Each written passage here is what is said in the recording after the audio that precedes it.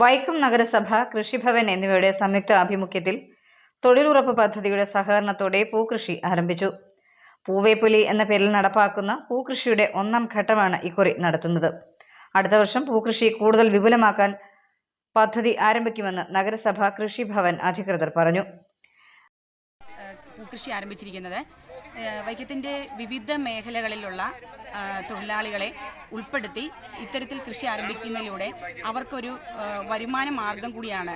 അതിലുപരി വൈക്കത്ത് ജനങ്ങൾക്ക് ഓണം ആഘോഷിക്കുമ്പോൾ പൂവിന് വേണ്ടി നമ്മൾ അന്യ സംസ്ഥാനങ്ങളെ ആശ്രയിക്കാതെ തന്നെ നമ്മൾ തന്നെ നട്ട് നനച്ച് വളർത്തിയ പൂവിൽ നിന്ന് പൂ ഇറുത്തുകൊണ്ട് തന്നെ പൂക്കളം തീർക്കുന്നതിന് ഇവിടുത്തെ ജനങ്ങൾക്ക് സാധിക്കും.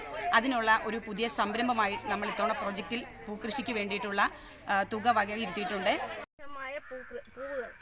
പൂക്കളെല്ലാം അത്തത്തിനുള്ള പൂക്കളെല്ലാം നമ്മൾ തന്നെ നമ്മുടെ നഗരസഭയിൽ തൊഴിലുറപ്പ് തൊഴിലാളികൾ അത് സമൃദ്ധിയോടുകൂടി ഉണ്ടാക്കാൻ, അല്ലെങ്കിൽ അവരുടെ ഒരു പരിശ്രമ ഫലമായി നാട്ടിലെല്ലാ പൂക്കളവും നന്നായിട്ട് ഈ പൂക്കൾ കൊണ്ട് തന്നെ നിറയാൻ, തമിഴ്നാടിനെ ആശ്രയിക്കാതെ സ്വന്തം പൂക്കൾ കൊണ്ട് സന്തോഷത്തോടുകൂടി ഒരു പൂക്കളം നിർമ്മിക്കാൻ നമുക്കെല്ലാവർക്കും കഴിയണം. അതിനുവേണ്ടിയാണ് ഈ പദ്ധതി. അതിന് മുന്നോട്ട് വന്ന തൊഴിലുറപ്പ് തൊഴിലാളികളെ എല്ലാവരെയും തന്നെ ഞാൻ അഭിനന്ദിക്കുകയാണ്. അതോടൊപ്പം തന്നെ നമുക്ക് എല്ലാ സഹായവും ചെയ്യുന്ന കൃഷിഭവനാണ്. കൃഷിഭവനോടും കൂടി നമ്മുടെ അഭിനന്ദനങ്ങൾ അറിയിക്കുന്നു. വൈക്കം നഗരസഭ 13ാം വാർഡിൽ മൂശാറയിൽ ശിവാനന്ദന്റെ പുരയിടത്തിൽ ആരംഭിച്ച പൂക്കൃഷി ബന്ദി തൈനട്ട് നഗരസഭ ചെയർപേഴ്സൺ പ്രീത രാജേഷ് ഉദ്ഘാടനം ചെയ്തു.